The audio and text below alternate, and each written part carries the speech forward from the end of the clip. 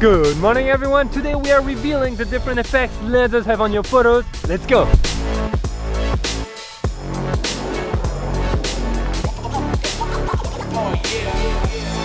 Alright guys, I hope you're having an amazing day.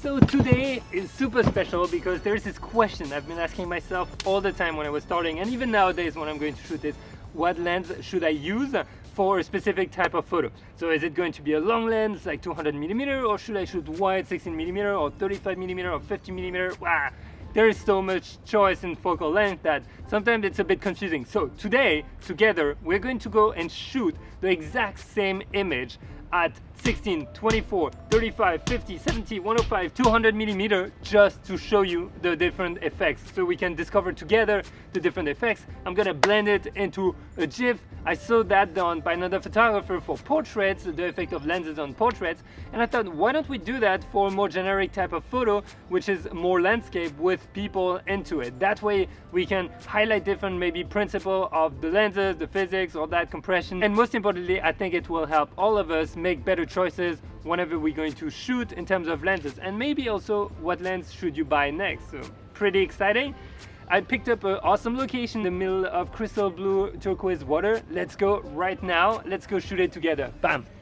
Here's the brief. We're gonna shoot Trina here with the same pose. She's going to be occupying exactly 1/3, the middle third of the frame in each shot with the different lenses, and that way we can compare how it actually, what is the effect of each lens on the same picture. So let's get right into it. Trina, ready? Yeah.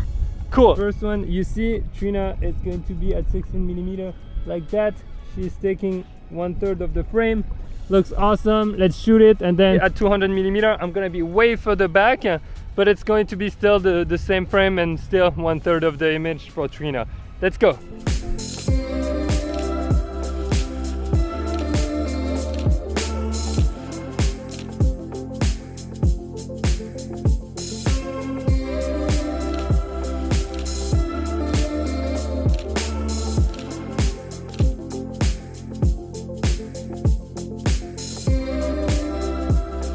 Alright, so guys, let me know what you think. Before I get into the detail and show a few things, I just want to ask you, if you like that video, please leave a big thumbs up. Let me know in the comment, what is your favorite lens?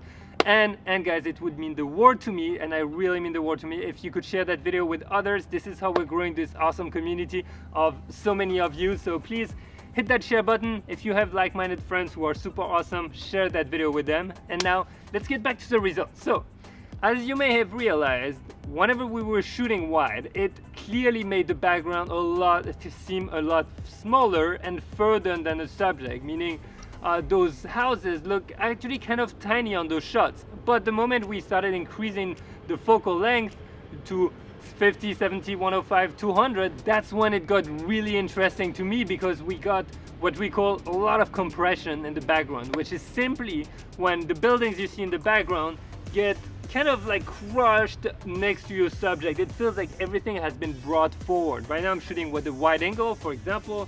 You can see kind of everywhere that background seems kind of far, but if I was shooting at 85, for example, it would seem like super compressed. So I don't have an example because I broke that. Anyway, long story short, lenses have a huge impact on the photos you're going to take.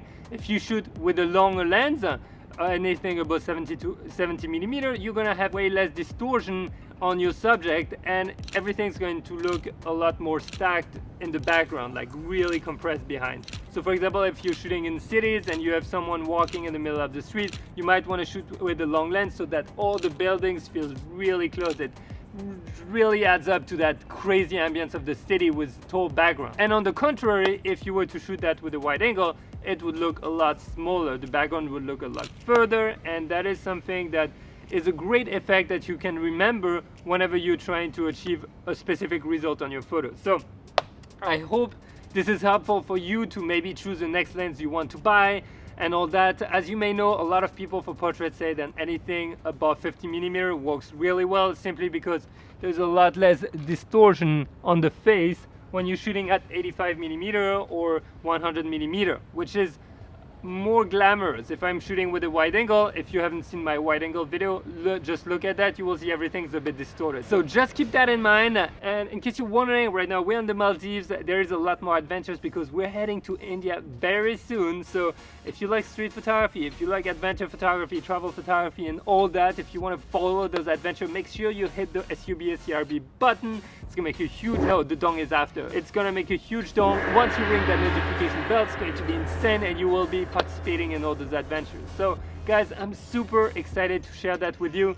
I just want to thank you, all of you, for being here in that community. I think we're having a blast and I can't wait for the next adventure. Last but not least, if you know any other photographer I should collaborate with, can you send them a DM or message them on their comments, say, hey, you should collab with Pierre, or just leave me their name and I'll try to reach out to them myself. So most importantly, remember, get out there, go shoot, try something different, try something new, maybe shoot with a lens you've never thought of shooting with and see how that goes. And I will see you in the next episode.